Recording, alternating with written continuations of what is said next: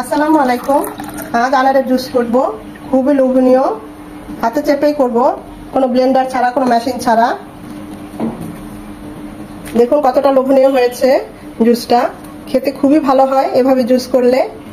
তো চলুন আপনাদের সাথে শেয়ার করি। আনারের জুস করব, সেজন্য আমি দেখুন কত ঠাসা ঠাসা আনার নিয়ে নিয়েছি। এখন এগুলো ছিলে দানাগুলো বের করে নেব। আনারগুলো ছিলে দেখুন এভাবে করে নিয়েছি। এখন এগুলো হাতেই জুস করব।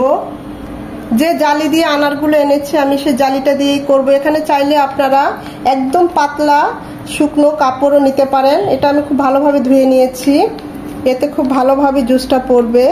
এখানে আমি সমস্ত দানাগুলো নিয়ে নিব। খুব হাতে ভালো করে এভাবে নিয়ে এভাবে চাপ দিলেই দেখবেন আস্তে আস্তে জুসটা বের হয়ে যাবে।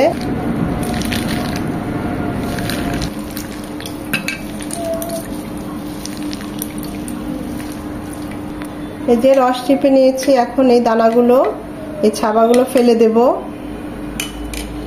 দেখুন কত সুন্দর হয়েছে আমাদের আনারের জুস। 4টা আনারে আমার এই পরিমাণ জুস হয়েছে। এখানে আমি কোনো পানি ইউজ করি নাই। এখানে এখন দিয়ে দিব সামান্য একটু বিট লবণ। বিট লবণটা অবশ্যই দিবেন, কারণ আনারের যে একটা পুষ্টি ভাব টেস্ট, সেটা খুবই ভালো হয় বিট লবণটা দিলে। অপূর্ব লাগে এই বিট লবণের সাথে আনারের জুসটা খেলে। তৈরি হয়ে গেল আমার আনারের জুস। দেখুন কতটা লোভনীয় হয়েছে, অসাধারণ হয়। বিট লবণটা অবশ্যই দিবেন, দেখবেন খুবই ভালো লাগবে।